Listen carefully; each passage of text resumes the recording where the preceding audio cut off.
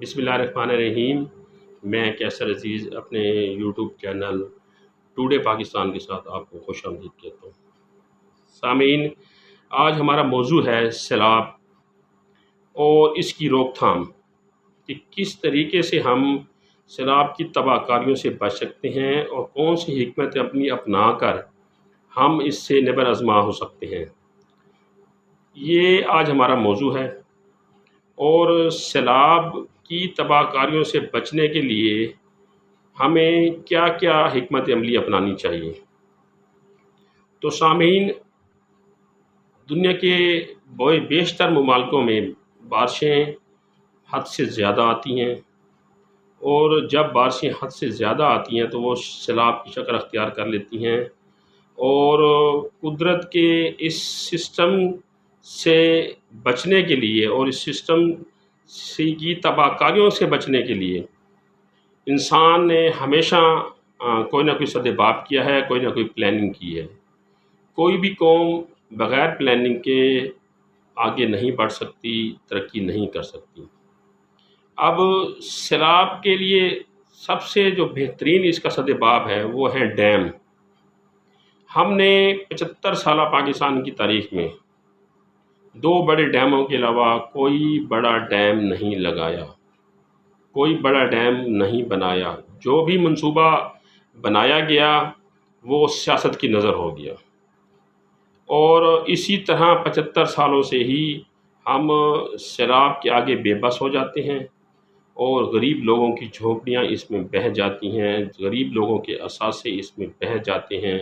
غریب لوگوں کے عزیز و اقارب اس میں مر جاتے ہیں، اس سیلاب کی نظر ہو جاتے ہیں۔ اور ہم ہر دفعہ کام کی اس گھڑی میں فوٹو سیشن کرانے ان دیہاتوں تک پہنچ جاتے ہیں، ہمارے حکمان بھی پہنچ جاتے ہیں، اور ہمارے اشرفیہ بھی پہنچ جاتی ہے اس ملک کی، اور اس ملک کے بیوروکریٹس بھی اس وقت ہمدردی جتانے کے لیے پہنچ جاتے ہیں، لیکن مستقل کوئی پلاننگ نہیں ہوتی۔ اب کئی دفعہ ایسے ہوا کہ جمہوری ادوار میں بھی اور ڈکٹیٹر کے ادوار میں بھی ڈیم بنانے کی کوشش کی گئی۔ ایک قدرتی ڈیم جسے کالا باغ ڈیم کہا جاتا ہے وہ ہمارے پاس موجود تھا۔ اس کے اوپر بہت سے قوم پرستوں نے اعتراضات کیے کہ یہ اگر ڈیم بن گیا تو یہ ہماری لاشوں پہ بنے گا، اور اس ڈیم سے ہمارا فلاں شہر ڈوب جائے گا، اور ایک صوبہ کہتا تھا کہ اگر یہ ڈیم بن گیا تو ہمیں ہماری زراعت کا پانی بہت کم ملے گا، اور ہماری فصلیں اجڑ جائیں گی، ہم بنجر ہو جائیں گے، ویران ہو جائے گا ہمارا صوبہ۔ اور ایک صوبہ یہ کہتا تھا کہ یہ ڈیم بننے سے ہمارے ارد گرد کے شہر تباہ ہو جائیں گے، جب یہ پانی حد سے زیادہ تجاوز کرے گا، ڈیم ٹوٹے گا، یا ڈیم کی سیم کی وجہ سے ہمارا جو ہے ارد گرد کا شہر تباہ ہو جائے گا۔ بہت سے انجینئر نے اس کے حق میں اور ان کے مخالفت میں بھی دلائل دیے، لیکن جہاں میں یہ پوچھنا چاہ رہا ہوں، کیا اگر ہم نے ڈیم نہیں بنایا تو کیا ہمارے وہ شہر نہیں ڈوبے جو صوبے والے کہہ رہے تھے کہ ہمارا جو ہے صوبہ آدھا ڈوب جائے گا، ہمارا صوبہ آدھا سیم کا شکار ہو جائے گا؟ کیا کے پی کے آج آدھے سے زیادہ تباہ نہیں ہوا؟ تو یہ پھر وہ قوم پرست لوگ بتائیں وہاں کے، جنہوں نے ڈیم نہیں بننے دیا، جو ڈیم کی راستے میں رکاوٹ تھے، جو یہ کہتے تھے کہ ڈیم ہماری لاشوں پہ بنے گا۔ تو اس وقت اگر یہ لاشیں گرا دی جاتی تو آج یہ جو غریبوں کی لاشیں جو ہے اس سیلاب میں نہ بہتی ہوئی آپ کو نظر آتی، ان کے بچے اس سیلاب کی نظر نہ ہوتے، ان کے جوان اس سیلاب کی نظر نہ ہوتے، ان کے گھر نہ اجڑتے۔ دوسرا صوبہ یہ کہتا تھا کہ ہمارا صوبہ بنجر ہو جائے گا، ہمیں زراعت کے لیے پانی بہت کم ملے گا، ہم ویران ہو جائیں گے، ہمارے حصے کا پانی نہیں ملے گا۔ ان سے یہ پوچھتا ہوں کہ اب اگر پانی آپ کے پاس وافر مقدار میں پیچھے سے آیا ہے، جو پانی ہوتا ہوا پنجاب سے سندھ کی طرف آیا ہے، جو بارشیں آئی ہیں، تو اس سیلاب سے کیا آپ کی فصلیں تباہ نہیں ہوئی؟ اور یہ پہلی دفعہ نہیں ہوا، یہ ہر دفعہ سیلاب میں اسی طرح ہی ہوتا ہے کہ آدھے سے زیادہ سندھ تباہ ہو جاتا ہے، ان کی فصلیں تباہ ہو جاتی ہیں، ان کی نسلیں تباہ ہو جاتی ہیں، ان کے گھر بار تباہ ہو جاتے ہیں۔ تو اس تباہ کاریوں سے بچنے کے لیے